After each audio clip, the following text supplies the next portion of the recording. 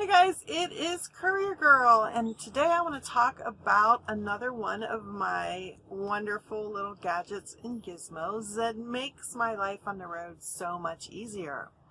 So I want to talk about food and cooking because when I started this courier journey, I was like, I'm going to make sandwiches, I'm going to take leftovers, I'm going to eat so healthy on the road, and then like a couple weeks in, I'm like, that's out the window.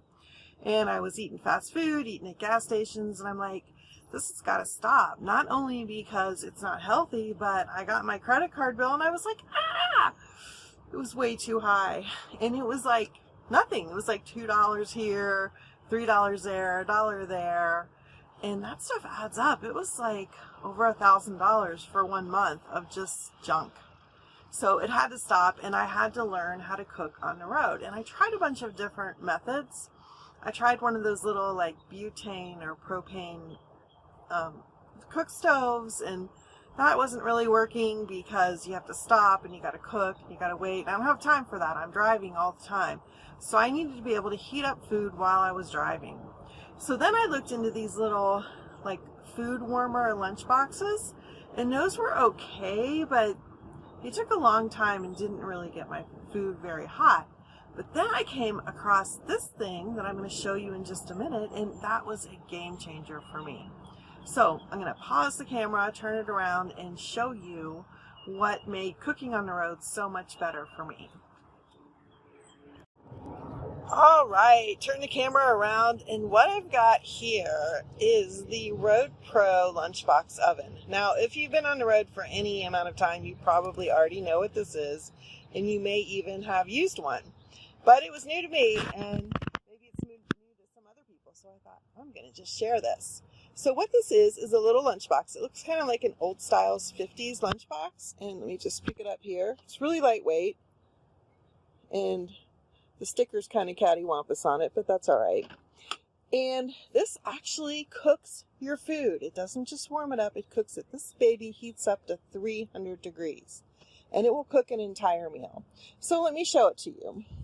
I'm going to take it off the cooler I had it sitting on. You open it up like this, and one thing I don't like about it is the latch is really crappy. You know, Road Pro, you need to fix your latch, because other than that, it's a great little thing. But it's kind of like loose, and this little metal thing goes back and forth. I need to fix that because sometimes it just wants to come out altogether. It's not even attached.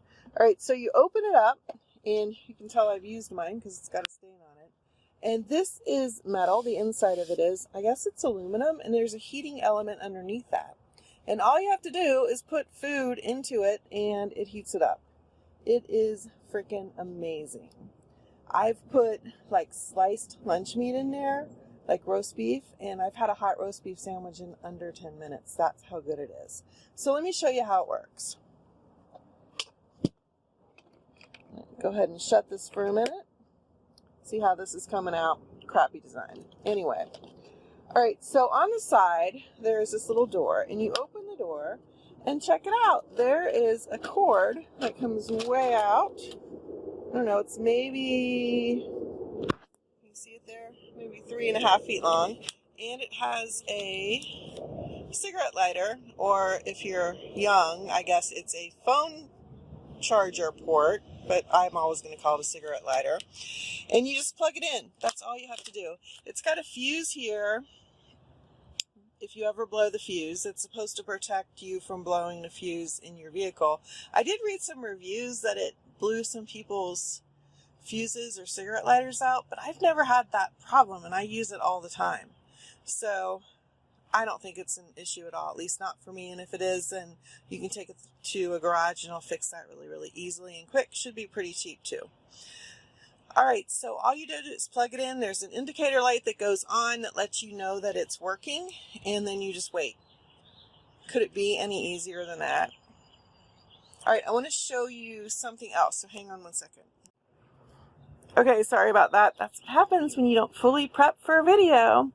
So one thing that is kind of a pain in the butt about this particular oven is the cleanup. So it's not hard to clean, although you can see that I stained it here by burning food onto it.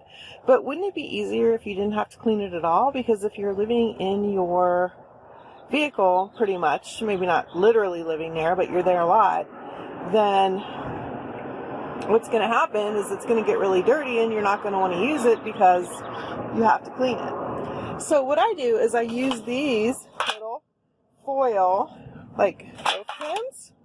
You can see right here, little aluminum foil loaf pans. I think they're number 2. You got to find the one that fits. You can get them at Walmart in packs of like 5, but honestly, do this.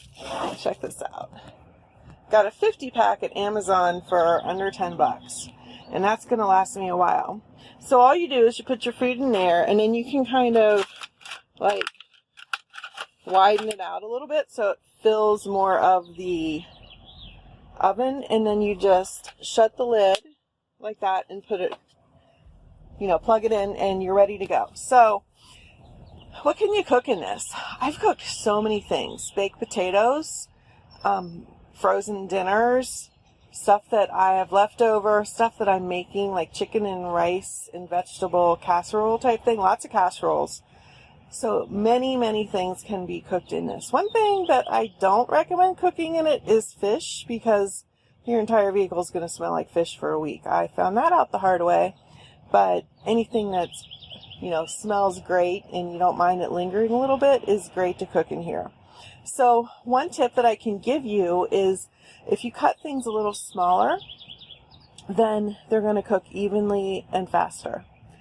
Like if you're making baked potatoes, don't make one ginormous baked potato, because what'll happen is it'll take 2 hours to get done.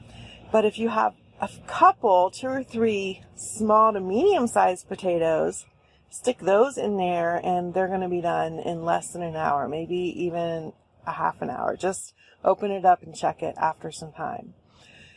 If you're cooking meats, which I do from scratch, I cut them up into bite-sized pieces. For one thing, they cook quicker, and for another thing, then you don't have to sit in your car or sit at a picnic table and be cutting them up. It's already done. You can just eat them. So I like that. Some things that are my favorites are chicken and rice and vegetables, like a beef pot roast type thing. You could probably do a whole Cornish hen in there, but a turkey wouldn't fit. I've done chicken thighs. So I've done heated up lunch meats. I've heated up water. I don't know where it's at right now, but I have like a metal stainless steel little cup that I put in there to heat water. And I also have a glass one that's like a Pyrex with like a silicone layer over the top. I don't know if I'd put glass directly in here because it might get too hot and the bottom might crack. So those are some ideas of what you can cook in this thing. Now, frozen dinners. Sometimes I do eat frozen dinners because they're so convenient. I stay away from the kind with the multiple compartments. Like, you don't want to do the ones that have like the corn and the potatoes and then the entree. First of all, those things aren't all that great. Second of all, they give you such a little teeny amount of corn and potatoes that, like, why bother? And third of all, it's hard to keep them separate in this oven. So what I do is I get like the entree type, like spaghetti, or some kind of pasta and sauce, or like a Salisbury steak, or like a meatloaf, or something that's in one container. Now, one thing that I ran into is that these containers often don't fit in this oven because it's kind of, it's kind of narrow. It's about maybe like 5 inches, I think. It's like 8 inches by 5 inches. So I was like, how am I going to do this? So what I learned is if I just drive around with it in the back of my van for a little while and I don't put it in a cooler, it starts to thaw out. And what happens when things thaw is the edges thaw first, right? And then the middle thaws. So after the edges are thawed a little bit, I can take it out of the container that it came in and kind of crunch it and put it into the loaf pan. So you just kind of plop it in the loaf pan and then kind of press it down, and the thawed sides will fit perfectly into this little oven. And another tip is you can put, depending on the size, usually 2 of those dinners will fit. And that's good because for me, sometimes 1's not enough, but 2's too much.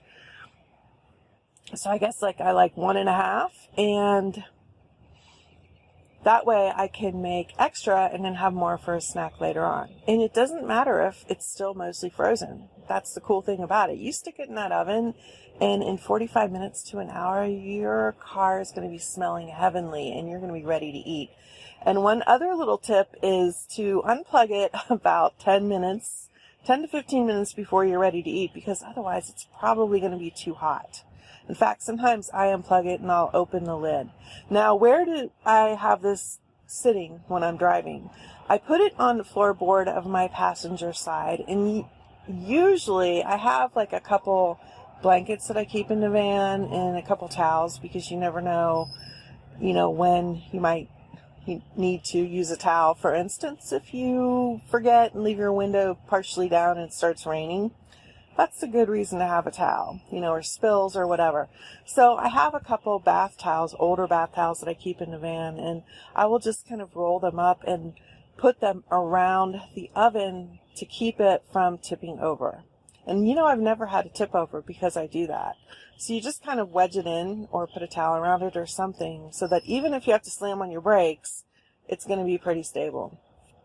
And then when I'm ready to eat, or almost ready, because I said you got to wait a little bit, I unplug it, and then I will undo the latch and lift the lid. And then I'll let it cool off a little bit, because otherwise I've burnt myself. Okay, one last thing is that often I will take a piece of foil. Actually, this isn't the last thing.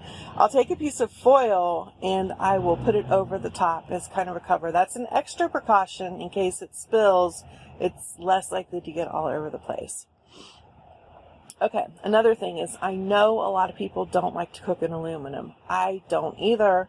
And so what I do, and I'm not sure where it is in the van, but I have a roll of parchment paper, and I line the loaf pan with parchment paper and then put the food on the parchment paper.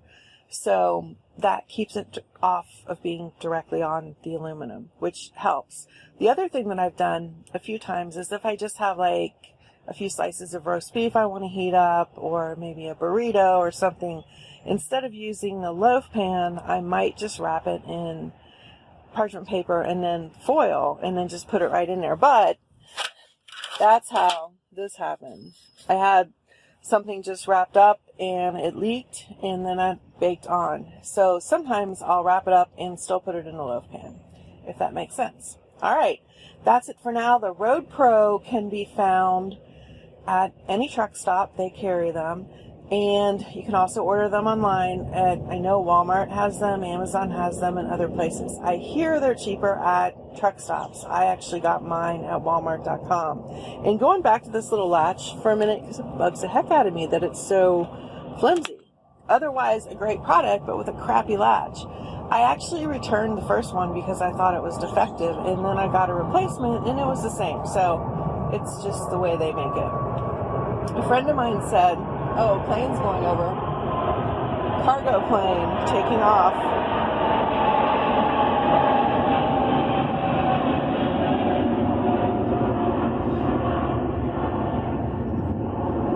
Wanted to wait for the sound to die down. I'm very close to the airport, and so the planes take off right overhead. It's pretty cool to watch. But a friend of mine said, just get a small bungee cord and bungee it together after the latch breaks, because I guess this is a design flaw of this particular thing. So that's it for now. Coming up in the next coming weeks, I'm going to start doing some recipes for the Road Pro and just for life on the road. So I hope you enjoy those as well. I'm out, got deliveries to do. I will see you on the road.